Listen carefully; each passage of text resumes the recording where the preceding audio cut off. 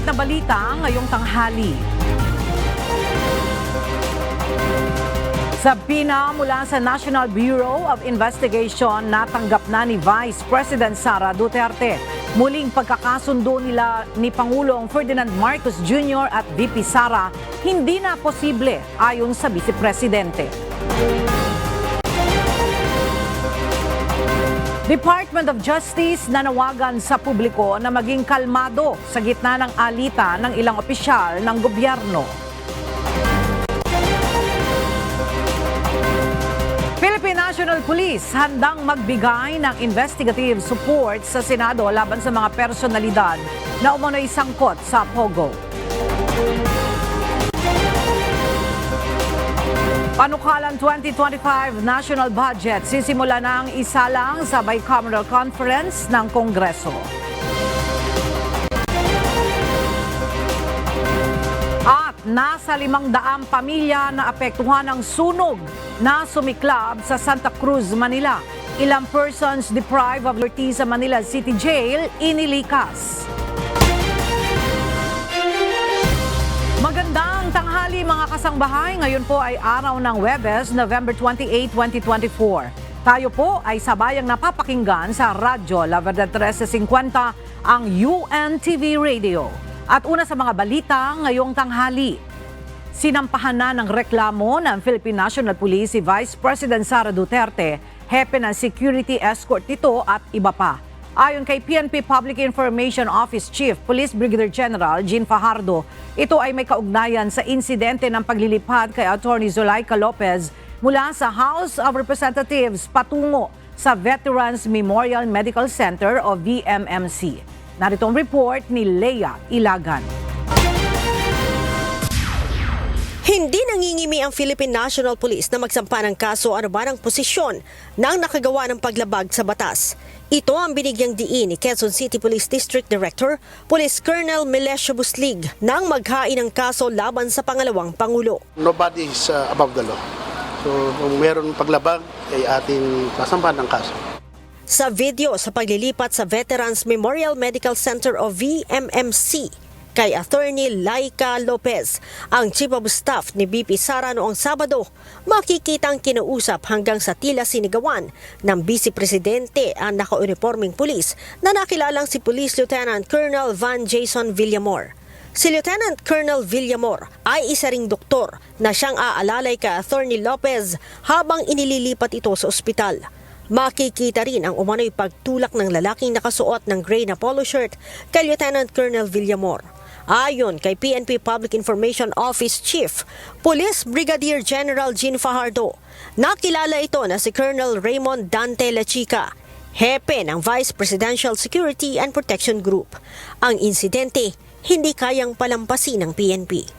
Ito ang nag-udyok sa kanila na magsampa ng kasong kriminal na direct assault, disobedience to the person in authority at grave coercion. This is obviously can qualify to a case of direct assault. In fact, pwede po itong masabi na qualified direct assault because he is also a public officer. Malinaw po sa ating mga batas na kung ikaw ay public officer and you lay hands against a agents of a person's authority whose presence there is by virtue of his performance of his official duty. He was directed to assist the patient and yet he received some cursing but he exercised self-restraint at hindi po pumatol, but you can see in the video na tinulak po siya mismo. Sinabi ni Brigadier General Fajardo na nagkaroon ng konting komusyon sa gagawing paglilipat dahil sa panghimasok ng pangalawang Pangulo sa utos ng mga mambabatas na dalhin ito sa VMMC. There were interference at instead of sa veterans po ay dinala po siya sa St. Luke's po. So obviously there are some resistance and disobedience po na nangyari po dyan na pinwersa po. Forced transfer po ang nangyari po dyan. Bukod dyan, isinakay din umano ito sa pribadong ambulansya na nirentahan nila gayong naghanda ang QCPD ng ambulansya para gamitin sa paglilipat sa pasyente. Meron pong written request ang House of Representatives. That is why nagpadala po ang PNP ng QCPD ambulance. Supposedly, doon po isasakay si Asek Laika at si Dr. Jason Villamor po ang naatasang mag-assist. But however, hindi po nangyari yon because of interference at dinala po siya at sinakay po sa isang private ambulance na nirentahan po nila. At yun nga, natuloy po sila sa St. Luke's. Naniniwala naman ang abogado ni Lieutenant Colonel Villamor na malakas ang isinampa nilang kaso laban sa pangalawang Pangulo. Accordingly, although the Vice President is an impeachable officer, she is not immune from suit. No, based on several jurisprudence, there are no express provision from the Constitution, no, and from the statutes, particularly saying that the Vice President is immune. Okay, so from the impeachable officers, no, only the President is immune from suit. Leia Ilagan, UNTV, News and Rescue. Diyos ang aming sandigan, serbisyo publiko ang aming pinahahalagahan. Nagbigay komento na si Vice President Sara Duterte kaugnay sa mga reklamong isinampa ng Quezon City Police District laban sa kanya. Ang nasabing reklamo ng QCPD laban kay VP Duterte ay dahil sa nangyaring magulong paglilipat sa OVP Chief of Staff na si Attorney Zulaika Lopez nitong Sabado. Paliwanag ng Philippine National Police sa insidente, nagkaroon ng kaunting komosyon sa gagawing paglilipat dahil sa panghihimasok ng pangalawang Pangulo sa utos ng mga mambabatas na dalhin si Attorney Lopez sa Veterans Memorial Medical Center. Dahil dito, binanggit ni VP Sara sa kanyang press conference kahapon, November 27, na nagpasya siya na magsasampa rin ang kanyang sariling reklamo. Initially, we are filing charges against them as well for disobedience, for kidnapping, for robbery. Wala pang tugon ang QCPD sa naging pahayag ni Vice President Duterte. Inihahanda na ng Department of Justice sa mga kasong posibleng isampa laban kina dating Pangulong Rodrigo Duterte at Vice President Sara Duterte. Kaugnay ito sa mga pahayag ng dating Pangulo na maaari umunong pumasok sa sedisyon at ang banta ni VP Sara kay Pangulong Ferdinand Marcos Jr. sakaling siya ay ipapatay ng kasalukuyang administrasyon. Ang detalye sa ulat ni Benedict Samson. Masusing pinag-aaralan ng Department of Justice at National Bureau of Investigation ang mga ground kung maikokonsidera ba na paglabag sa Anti-Terrorism Act ang nasabi ni Vice President Sara Duterte. Ito ay ang bantang binitiwan ni VP Sara na may kausap siya na papatay kay Pangulong Ferdinand Marcos Jr., First Lady Lisa Marcos at House Speaker Martin Romualdez kung sakaling siya ay mapatay. Bukod dito, pinag-aaralan din ang mga pahayag ni dating Pangulong Rodrigo Duterte na pag-anyaya nito sa militar na tumulong sa pag-ayos sa umano'y fractured government. Ayon kay DOJ Undersecretary Jesse Hermogenes Andres, sakaling makakuha sila ng sapat na ebidensya ay ihahanda na nila ang karampatang kaso laban sa mag-abang Duterte.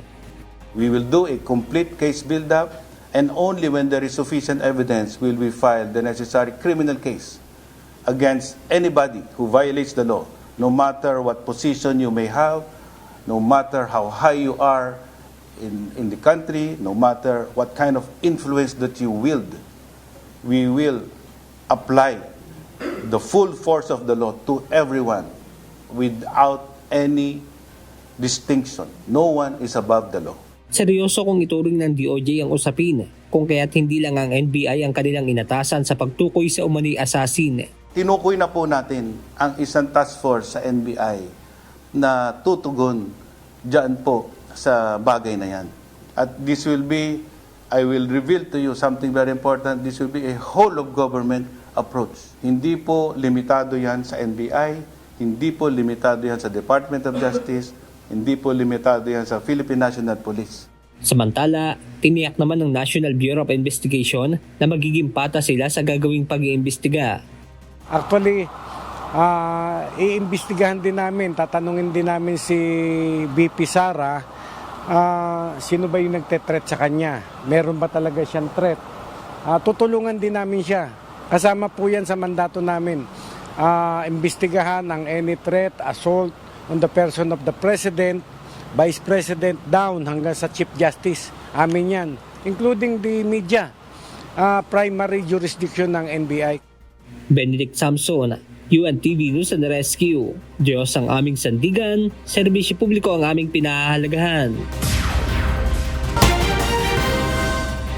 Muling humarap si Vice President Sara Duterte sa media kahapon at nagsalita kaugnay sa mga isyu na kinakaharap niya. Ayon sa pangalawang Pangulo, natanggap na niya ang subpoena ng NBI at humiling sila na ma-reschedule ang imbitasyon dahil conflict ito sa pagdinig ng Kamara. Tinawanan naman ni VP Sara ang umano'y paglabag niya sa anti-terrorism law at sinabing malinaw itong halimbawa ng opresyon at harassment laban sa kanya kagaya ng ginawa kay former Congressman Arnie Teves. Ang detalye sa ulat ni Evan Alvarez. Natanggap na ni Vice President Sara Duterte ang subpoena na ipinadala ng National Bureau of Investigation. Ngunit ayon sa pangalawang Pangulo, hiniling nila na ma-reschedule ang imbitasyon dahil may conflict ito sa pagdinig sa Kamara sa Biyernes. Priority anya niya ang pagsuporta sa mga personnel ng OVP at sigurado siyang hihilingin din ng mga mambabatas ang presensya niya sa araw na iyon. I requested to reschedule the invitation dahil nag-conflict siya sa schedule namin sa hearing ng House of Representatives sa Committee on Good Government. So conflict silang dalawa. Tinawanan naman ni VP Sara ang mga alegasyon laban sa kanya na grave assault at posibleng paglabag sa anti-terrorism law. Muli niyang iginiit na ito ay isang harassment at oppression laban sa kanya at pinipilit umanong bigyan ng ibang pakahulugan ang kanyang mga naging pahayag. Ayon pa sa pangalawang Pangulo, ang ginagawa sa kanya ay katulad ng ginawa kay former Congressman Arnie Teves. Itong violation ng anti-terrorism law, ginawa nila ito kay Congressman Arnie Teves. So they have a playbook on what you do to a person na kakasuhan mo ng anti-terrorism law. Gusto nila mag-cancel ng passport. Gusto nila mag-red notice sa international. So hindi ka makakagalaw overseas. Gusto nila mag-amlak. Anti-money laundering violations. So ibig sabihin nun, i-freeze nila yung pera mo at yung properties mo. Binigyan diin pa ni VP Sara na siya ay isang abogado kaya alam niya ang kanyang ginagawa. Tinawag naman niyang nakakahiya ang Philippine National Police matapos ang pahayag ng PNP na hindi nila alam ang mga banta laban sa pangalawang Pangulo. Dagdag pa niya pagpapakita umano ito ng incompetence ng pambansang pulisya. Giit naman ng Vice Presidente, seryoso ang mga bantang kanyang natatanggap at hindi isang laro-laro lamang. Plano naman ng Office of the Vice President na maghain ng kasong disobedience, robbery at kidnapping sa Philippine National Police.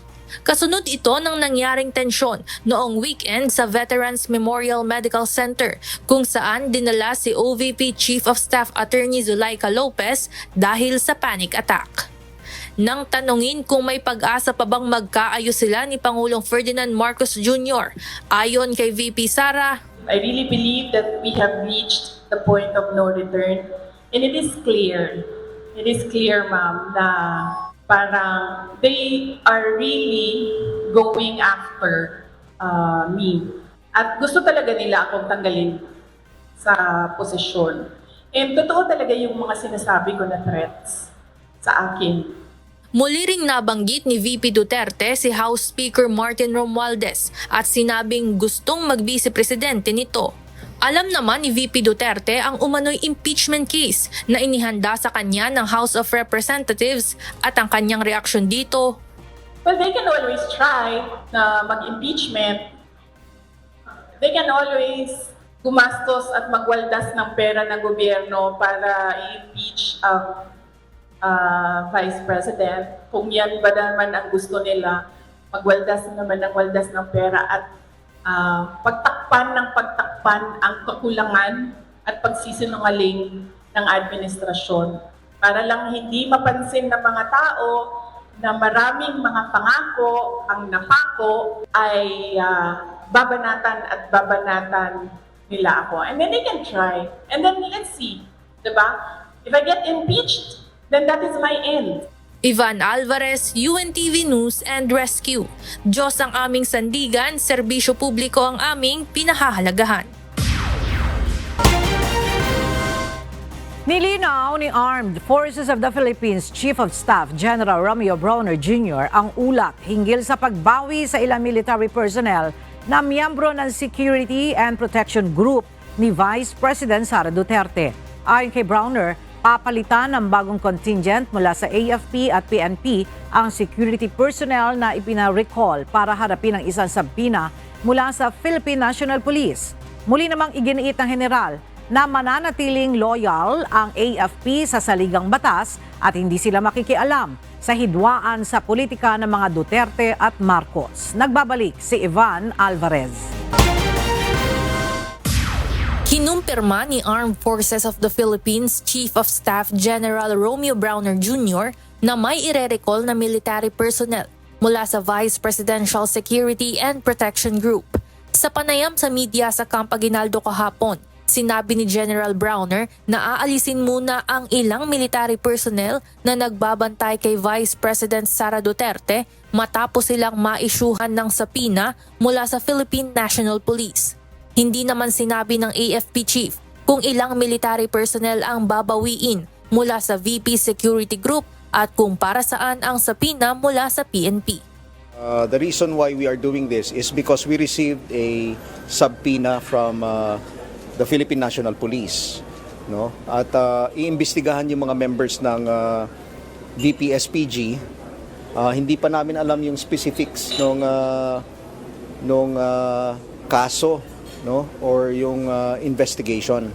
But because yun nga, may subpoena sila, it means to say that hindi nila kayang gampanan yung tungkulin nila to protect and secure the Vice President. That is why we are temporarily pulling them out, replacing them. No? We are going to replace them. Ayon kay General Brawner, ang nirecall na security personnel ay pansamantala munang papalitan ng bagong set ng AFP at PNP personnel. Giit ng AFP Chief of Staff, pangunahing prioridad ang seguridad at kaligtasan ng pangalawang Pangulo dahil maaari anyang magkagulo kapag may nangyaring masama kay Vice President Duterte. So hindi po maiiwan ang Vice Presidente na walang security. Meron pa rin siyang security composed of Philippine National Police members and AFP. Baka masingitan tayo. Baka meron yung mga ibang grupo dyan, no? Di ba? Na may gawin sa ating Vice President para mapagbintangan kung sino man. And then, that could cause chaos. So we will not allow that. No? We will not allow that. Kaya't poprotektahan pa rin natin ang ating Vice Presidente. Una nang sinabi ni Vice President Duterte sa isang panayam nitong Martes noong November 26 na hindi siya tatanggap ng dagdag security kahit pa aksyonan na ng Presidential Security Command ang umano'y natatanggap niyang banta sa buhay. Nang matanong naman ng media ang Vice Presidente sa press briefing nito kahapon, November 27, tungkol sa kanyang reaksyon ukol sa pagpapalit ng PSC ng mga security personnel sa VP-SPG, ay pumreno muna ito ng komento dahil aniya pabago-bago pa ang isip ng mga ito. Bago-bago yung sinasabi. Sabi, wala na daw ang AFP, pulis na lang. Ngayon, meron na naman daw ang AFP, pero papalitan nila at mga pulis na sabay. So, hindi sila nagpaplano ng maayos, kaya nagbabago-bago yung nasabi nila. Advice ko dito sa mga tao na ito, mupo muna kayo, magplano muna kayo bago kayo bumanat para hindi kayo nahuhuli na nagsisinungaling. Pinaliwanag din ito na sadyang mandato ng Presidential Security Command sa ilalim ng AFP na protektahan ang presidente at vice-presidente pati na ang pamilya ng mga ito. Our Constitution provides for the line of succession. The Vice President is the first in line. So ibig sabihin, the state is required, is mandated by the Constitution and by laws to protect the Vice President. Kasi pag nawala ang Presidente, siya yung susunod Kaya pinoprotektahan din siya kasi siya yung reserve. Samantala, muli namang iginiit ng AFP Chief of Staff na mananatiling tapat ang kanilang organisasyon sa konstitusyon, pati na sa kanilang tungkulin na idepensa ang bansa. Hindi rin umano sila magpapatinag sa anumang panawagan na lihis sa kanilang mandato at lalong hindi sila makikisawsaw sa politika. Yun nga po, may panawagan na mag-intervene ang Armed Forces of the Philippines sa nangyayari sa ating politika ngayon dito sa ating bayan. But hindi po natin trabaho yun. No? That is not our job. Sinabi rin ng AFP na dapat huminahon ang lahat at hayaang mamayani ang demokrasya. Yung mga nakaraang mga military adventurism ay hindi na po pwede ngayon yun. No? That is why we will not take the law into our own hands. We will remain professional. Sinabi rin ni General Browner na batid niyang bawat sundalo at tauhan ng AFP ay may kani-kaniyang political inclinations o may sinusuportahang personalidad. Pero paalala niya sa mga ito na manatiling profesional at sumunod sa kanilang mandato habang suot nila ang kanilang mga uniforme. Tiniyak naman ng AFP na tuloy ang trabaho ng organisasyon at hindi naman kailangan magtaas ng alerto sa gitna ng tumitinding tensyon sa politika sa bansa. Ivan Alvarez, UNTV News and Rescue. Diyos ang aming sandigan, serbisyo publiko ang aming pinahahalagahan. Nananawagan ang Department of Justice sa publiko na maging kalmado sa gitna ng nangyayaring iringan sa pagitan ni Pangulong Ferdinand Marcos Jr. at Vice President Sara Duterte. At para sa detalye, makibalita tayo kay Benedict Samson live. Benedict, ano ang mensahe ng DOJ sa publiko sa gitna nitong nangyayaring bangayan sa politika? Magandang umaga, Ella. Bukod sa panawagan na maging kalmado, ay tiniyak ng Department of Justice na fully functioning ang court system sa bansa. Sinabi ni DOJ Undersecretary Jesse Hermogenes Andres na maaari naman anyang maayos ang isang gusot sa pamamagitan ng legal na usapin. At this point in time, I may appeal to everyone for calmness and sobriety. In a vibrant democracy, debate and disagreement is part and parcel of it. But all of this should be done in the context of the legal framework. Our courts are open, they are independent and fully functioning. Sa pagkakataon ding ito ay mapapatunayan ng kagawaran ang kanilang pagiging patas sa sinumang nangangailangan ng hustisya. Marami tayong mga adhikain bilang mga Pilipino na magkaroon ng pantay-pantay na trato sa batas. Ito po ang isang pagkakataon na mapapatunayan natin that no one is above the law. Mataas ka man, may impluwensya ka man o wala, ang batas po ay dapat promotekta sa iyo. Sa kabila ng sinabi ng dating Pangulong Rodrigo Duterte na mayroon naman ng fractured government sa bansa, muling nanindigan ng DOJ na wala ng fractured government na umiiral sa ating bansa. At yan mo ng ating update mula rito sa Maynila. Balik sa inyo dyan, Ella. Maraming salamat, Benedict Samson. Pinuna ng mga kongresista ang pagsama ng pangalan ni Senator Bongo sa Pogo Illegal Drugs Matrix ng Philippine Drug Enforcement Agency o PDEA na ipiniresinta sa pagdinig ng House Quadruple Committee o Quadcom. Tinawag din ni Senator Go na irresponsable ang ginawa ng PDEA. Ang detalye sa ulat ni Dante Amento. Sa pagdinig ng House Quadruple Committee o Quadcom, iprinisinta ng Philippine Drug Enforcement Agency o PDEA ang isang matrix na umano'y nagkokonekta sa illegal drug trade at Philippine Offshore Gaming Operators o POGO operations sa bansa. Pinuna ng mga kongresista kung bakit nasama na ang pangalan ni Senator Christopher Lawrence Bongo sa matrix. Sagot ng PDEA, close friends o malapit na magkaibigan ang senador at ang Chinese businessman na si Alan Lim na sangkot sa illegal drug trade.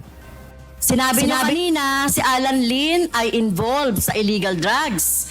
So, ang ibig bang sabihin, involved din si Senator Bongo sa drugs since kinonect niyo po siya. So, ano po yung ibig sabihin po nung araw niyo? According to our informant, they are just close friends. That's why you just put it there. They are just close friends. It is not specific that they are involved in drugs. That's why we have these incorporators, just to interlink them. And we are still digging that what we can have against these people. It is not yet complete, ma'am. Close friends. So, alam po ni Bongo ang mga trabaho po ni Alan Lin. Na alam po ni Senator Bongo, dahil sila ay close friends, alam po niya na si Lin ay involved sa illegal drugs. That would be answered by Senator Bongo, ma'am. Not us yet. Because we are still investigating, we do not have concrete proof yet of what their transactions is. Ayon pa kay Congressman Zia Alonto Adjong, incriminating o hindi tama ang ginawa ng PDEA dahil hindi dapat sinama sa matrix kung wala namang koneksyon. And yung heading is very incriminating, Pogo illegal drug trade. Lahat po ng pangalan dyan, from the very start, first glance, it appears that all of these individuals are connected in one way or the other in the illegal drug trade. Yes, sir. That's correct, sir. They are connected in such a way that others are just connected because they are just the same incorporators. Not exactly that they are involved in drugs. Aminado ang PDEA na nagkamali ang title ng kanilang matrix. Kaugnay nito, binatikos naman ni Senator Go ang ginawa ng PDEA. Binigyang diin ng mambabatas na irresponsable ang ginawa ng ahensya at nanindigan na hindi siya sangkot sa illegal na droga. Tulad ni dating Pangulong Rodrigo Duterte, ay galit siya sa illegal drugs. Napaka-irresponsable naman po ng PDEA sa kanilang ihahayag sa mga hearings. Nagiging malicious po ito, illogical attempt to establish guilt by association. Rehash to dahil pinagbabasihan nila, i-report po ni Asierto na hindi naman credible witness. Hindi ko naman po siya kilala at hindi ko rin alam kung bakit galit na galit siya sa amin at pinag-iinitan niya kami. At kada eleksyon na lang po, ito ang nagiging issue. Bulok na style yan, no? Yung dudumihan ka, tatapunan ka ng dumi para sila po ang pumuti. Dante Amento, UNTV, News and Rescue. Diyos ang aming sandigan, serbisyo publiko ang aming pinahahalagahan. Handang magbigay ng investigative support sa Senado ang Philippine National Police sa pagsasampa ng kaso laban sa mga personalidad na umano'y sangkot sa operasyon ng Philippine Offshore Gaming Operator. Ito'y matapos na lumabas ang matrix ng mga personalidad na sinasabing sangkot sa operasyon ng Pogo sa bansa. Mula sa Camp Crame, makibalita tayo kay Lea Ilagan live. Lea, ano itong investigative support na handang ibigay ng PNP sa Senado? Magandang tanghali sa iyo, Ella. Kabilang dyan ang pangalap ng mga impormasyon hanggang sa pag-iimbestiga, maging sa pagsasampa ng kaso kung talagang sangkot ang mga ito sa operasyon ng Pogo. Ayon kay PNP Public Information Office Chief Police Brigadier General Jean Fajardo, kung hihingi ng tulong ang Senado, handa nilang bigyan ng tulong ang mga ito. Matatandaan sa pagdinig ng Senate Committee on Women, Children, Family Relations and Gender Equality, inilabas ang web diagram ng mga taong umano'y may kinalaman sa Pogo sa bansa. Kabilang na dito si dating Pangulong Rodrigo Duterte at dating Banban Tarlac Mayor Alice Guo. Ella? Alright, maraming salamat, Lea Ilagan. Pansamantalang nag-disable ang AFP ng ilang features sa kanilang Facebook page dahil nagagamit umano ito ng mga trolls para sa kahina-hinalang aktibidad. Ayon kay Colonel Cerces Trinidad, humingi sila ng paumanhin sa mga lehitimong taga-subaybay at hinikayat ang publiko na i-report ang anumang mapanirang aktibidad online. Pinayuhan din niya ang mga mamamayan na kumuha ng impormasyon mula sa mapagkakatiwalaang mga source. Nailipat na kahapon, November 27, sa Pasig City Jail si Kingdom of Jesus Christ leader Apollo Kibuloy mula sa medical furlough nito sa Philippine Heart Center. Ito rin ay matapos katiga ng korte ang hiling ng prosekusyon na ilipat si Kibuloy sa Pasig City Jail mula sa PNP Custodial Center. Narito ang report ni Jed Naresina. Siniguro ng Bureau of Jail Management and Penology o BJMP na walang special treatment para kay Kingdom of Jesus Christ leader Apollo Kibuloy sa paglipat nito sa Pasig City Jail Male Dormitory kahapon November 27. Sa katunayan, nila ilalagay ang nasabing leader sa ordinaryong selda at makikipagsiksikan sa ibang persons deprived of liberty. Nasa 500% ang congestion rate ng Pasig City Jail, kung saan ang isang selda na para lamang sa 5 tao ay umaabot ng hanggang 35 preso. Ayon kay Philippine National Police Public Information Office Chief Police Brigadier General Fajardo, November 22 nang iutos ng Pasig Regional Trial Court na ilipat ang religious leader sa Pasig City Jail paglabas nito ng ospital kahapon November 27. Sinabi pa ni Brigadier General Fajardo, natapos na rin ang medical assessment na isinagawa dito ng PNP General Hospital na siyang hinihintay ng korte upang magdesisyon kung dapat itong ilipat ng kulungan. Kung matatandaan niyo po, nung mahuli po natin siya nung September 8, he was temporarily detained po dito po sa custodial facility to give way po doon sa order po ng court na mag-undergo po siya ng medical assessment because of the motion filed by their camp na requesting na ma-house arrest po siya or hospital arrest. That was denied by the courts, but however the court ordered po the PNP to conduct a medical findings. So natapos na po yun, nakapag-comply na po tayo sa korte. Dagdag ng PNP, malaking ginhawa sa pulisya na nawala si Kibuloy sa kanilang pangangalaga dahil maraming tauhan din ang naaabala kapag ibinabiyahe ito. Kapag tayo po ay nag-escort sa kanya, papunta sa hospital, papunta po sa mga court appearances po nila, definitely po mga more or less mga 40 to 60 PNP personnel lagi ang kasama dyan sa convoy kapag kailangan po siyang i-transfer to and from the venues po. So definitely this will ease po the burden on the part of the HSS po in providing security escort every time he needs to go out of Camp Crame po. Mula sa Philippine Heart Center, ibinyahe si Kibuloy at pasado alas 5 ng hapon nang dumating siya sa Pasig City Jail. Jed Neresina, UNTV News and Rescue. Diyos ang aming sandigan, serbisyo publiko ang aming pinahahalagahan. Maaari pa rin hilingin ng Office of the Vice President ang dagdag sa 2025 budget nito sa Bicameral Conference. Para naman kay Senador Bato de la Rosa, tanggap na nito ang nabawasang budget ng OVP. Narito ang report ni Asher Cadapan Jr. Hindi na nagsumite ng formal na kahilingan ng Office of the Vice President o OVP para dagdagan ng kanilang 2025 budget. Ito ang kinumpirma ni Senate Committee on Finance Chairperson Senator Grace Poe matapos makapasa sa Senado ang 2025 General Appropriations Bill o GAB. Sa panukala, 733 million pesos na lang ang pondo ng tanggapan ng ikalawang Pangulo matapos nabawasan ito sa House of Representatives. Ito ay sa kabila ng pangamba ni Vice President Sara Duterte para sa mga OVP personnel na mawawalan ng trabaho dahil sa natapyas na budget.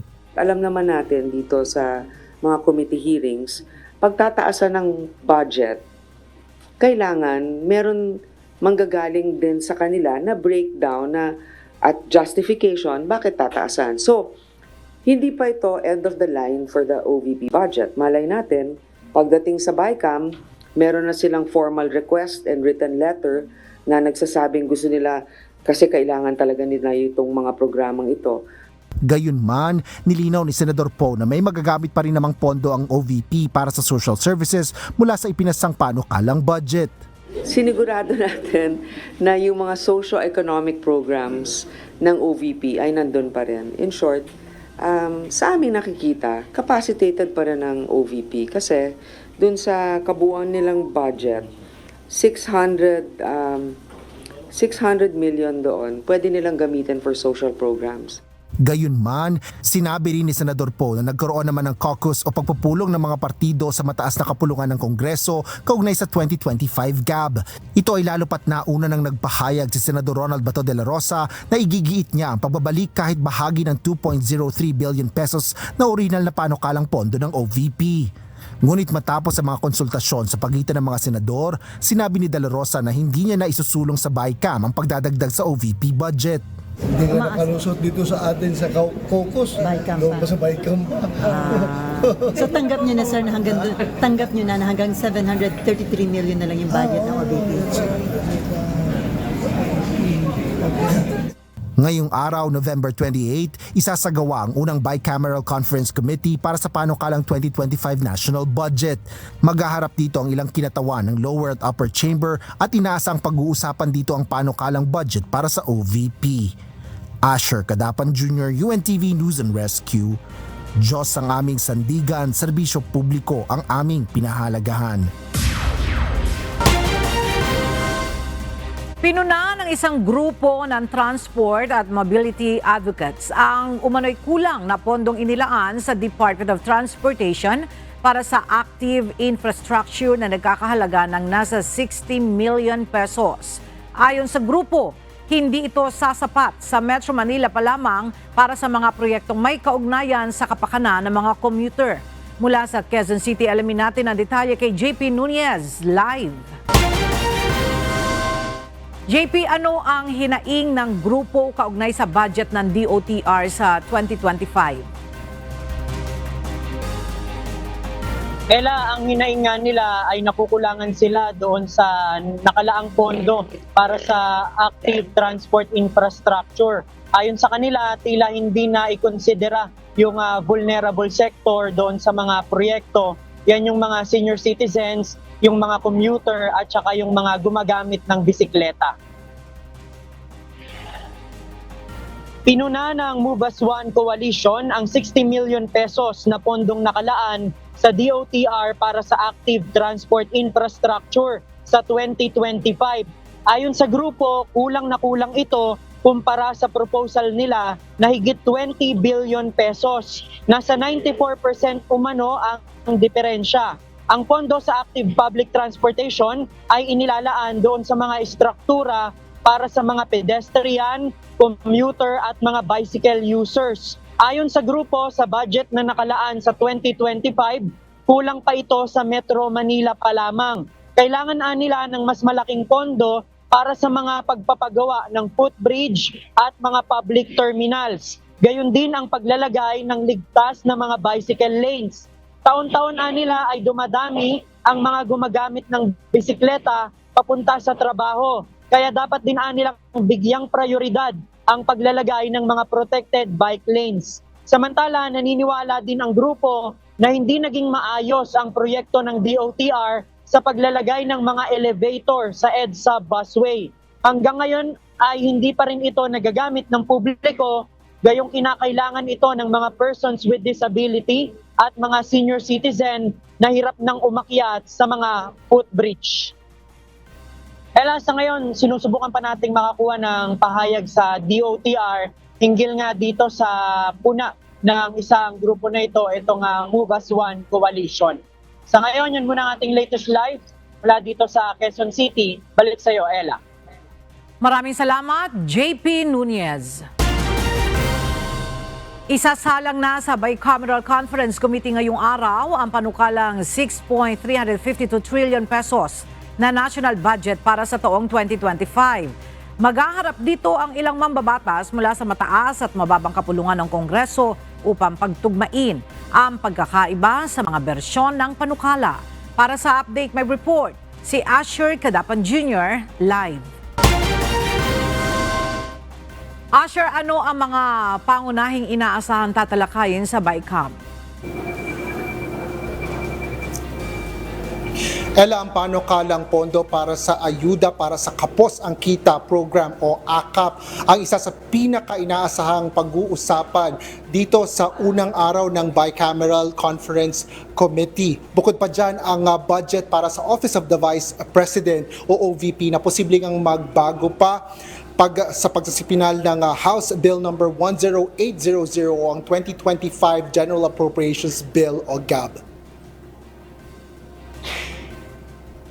Ayon kay Senate Committee on Finance Chairperson Senator Grace Poe, tinanggal nila ang pondo ng AKAP mula sa 2025 GAB. Masyado kasing malaki ang pondong nakalaan dito na umaabot ng 39 billion pesos, habang maraming mas prioridad na proyekto na hindi malagyan ng pondo dahil sa limitadong budget ng pamahalaan. Sinabi naman ni Senador JV Ejercito na tinitingnan nilang pag-isahin na lang ito sa ibang programa ng mga kaukulang ahensya pagdating sa BICAM. Partikular na rito ang Assistance to Individuals in Crisis Situation o AICS na programa sa ilalim ng Department of Social Welfare and Development o DSWD. Layo ng AKAP na mabigyan ng tulong pinansyal ang mga mamamayan na hindi mahirap ngunit kinakapos ang kita. Hindi kabilang ang AKAP sa 2025 National Expenditure Program o NEP na panukalang pondong inaprubahan ng palasyo at idinagdag lang ito ng House of Representatives sa GAB. Matapos ipasa sa Senado ang pagtatanggal ng AKAP sa budget, sinabi ni Senador Poe na napuna naman ang budget para sa iba pang mahalaga at prioridad na proyekto sa 2025 NET. Sa unang araw ng BICAM ngayong Huwebes, sisimulan ang paghahain ng mga pagkakaiba na ito sa bersyon ng NEP at ng GAB na ipinasa ng Kamara laban sa inaprubahan ng Senado. 17 senador ang kakatawan para sa mataas na kapulungan ng Kongreso. Inaasahang matatapos ang BICAM sa December 9 para naman yan magbigay daan sa pagpirma at pagsasabatas ni Pangulong Ferdinand Marcos Jr. sa December 19. Yan ang latest dito sa Senado. Balik sa iyo, Ella. Maraming salamat, Asher Cadapan Jr. Pinalaya rin kagabi ng House Quadruple Committee o Quadcom si dating Mexico Pampanga Mayor Teddy Tumang. Binawi ng komite ang ipinataw sa kanyang contempt order matapos maghain ng apela. Issue sa kalusugan ang pangunahing dahilan na ibinigay ni Tumang sa kanyang motion for reconsideration. Pero nilinaw ng komite na conditional ang pagpapalaya kay Tumang at inaasahan na makikipagtulungan pa rin ito sa mga susunod na pagdinig. In the next hearing, Mr. Tumang should be present at the same time, he will truthfully answer all the questions that will be raised by the members of this committee.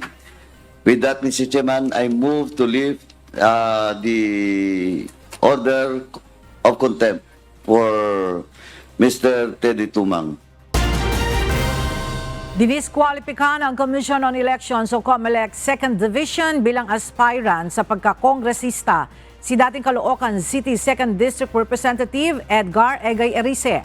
Pinagbigyan ng komisyon ang petisyon ng ilang pribadong individual laban kay Erice dahil sa issue ng pagpapakalat ng maling impormasyon. Kabilang na rito ang mga offshore bank accounts ni Chairman George Erwin Garcia na pinadalhan ng pera mula sa South Korea. Gayon din ang umano'y pagbibigay ng pabor sa South Korean company na Miru para makuha ang kontrata sa 2025 elections at marami pang pahayag ni Erice na nakasisira sa imahe ng komisyon at integridad ng halalan. Nag-inhibit o wala namang partisipasyon si Chairman Garcia sa kaso at sa iba pang kaso na maaaring isampa kay Erice. Wala pang pahayag si Erice hinggil sa desisyon ng COMELEC. Maaari pa naman siyang umapela hanggang sa Korte Suprema. Ititigil na ng Korean Visa Application Center o KVAC ang pagtanggap ng online advance reservations para sa lahat na mag-a-apply ng Korean Visa. Base sa anunsyo ng KVAC, sa kanilang Facebook page, ihinto na nila ang nasabing serbisyo simula sa January 1, 2025. Gayunman, ang lahat ng mga aplikante na nauna nang nakapagpabook ng online reservation sa January 2025 ay tatanggapin pa rin ng KVAC. Ang mga nais na mag-apply ng Korean Visa at mayroon na lamang 3 opsyon, gaya ng courier service, travel agencies at walk-in application. Tinatayang 500 pamilya ang nawala ng tirahan dahil sa malaking sunog na sumiklab sa barangay 310 Santa Cruz, Manila kagabi. Nagsimula ang sunog pasado alas 9 ng gabi na mabilis namang itinaas sa ika-5 alarma. Halos umabot sa Manila City Jail ang sunog. Agad namang inilipat ng Bureau of Jail Management sa ibang bahagi ng City Jail ang nasa 300 persons deprived of liberty na nakakulong sa male dormitory. Ayon sa Bureau of Fire Protection, hindi naman nadamay sa sunog ang City Jail. Niyanig ng magnitude 5.7 na lindol ang lalawigan ng Tarlac dakong alas 6 ng umaga kanina. Base sa report ng Philippine Institute of Volcanology and Seismology of PHIVOLCS. Tectonic ang origin ng lindol na may ilalim na 199 kilometers. Naramdaman ng intensity 3 sa Bani, Pangasinan, habang intensity 2 naman sa ilang bahagi ng Tarlac, Dagupan City, Zambales, Olongapo, Bontoc Mountain Province, gayon din sa Vigan City sa Ilocos Sur. Habang intensity 1 naman sa iba pang mga lugar. Wala namang naiulat ang PHIVOLCS na pinsalang idinulot ng lindol. Gayunman, inaasahan pa rin ang mahihinang aftershocks.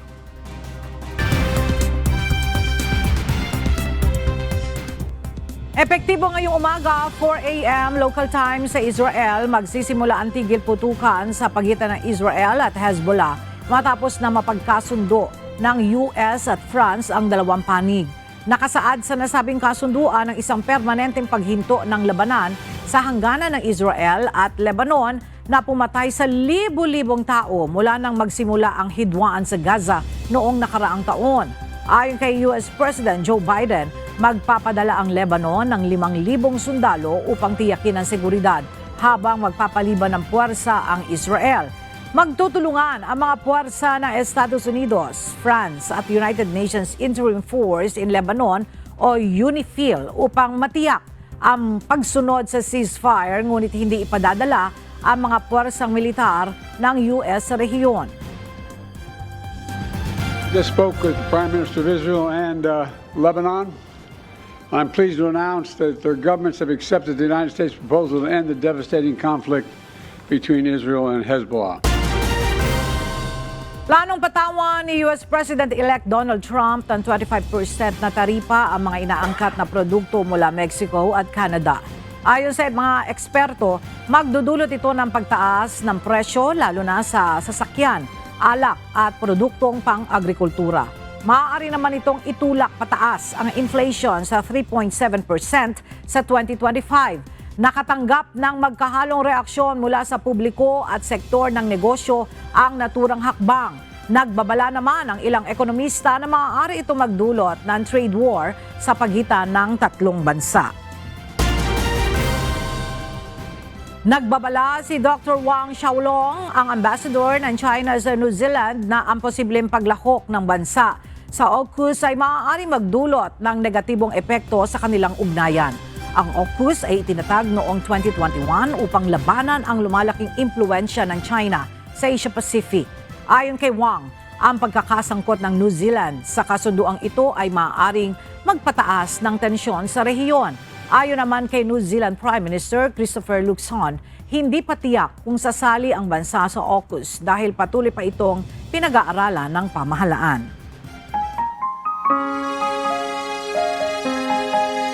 At sa ating iiwang mga salita ng Diyos na ating sandigan mula sa Aklat ng Kawikaan 3:35 na nagsasabi, ang pantas ay magmamana ng kaluwalhatian, ngunit kahihiyan ay magiging ganti sa mga mangmang.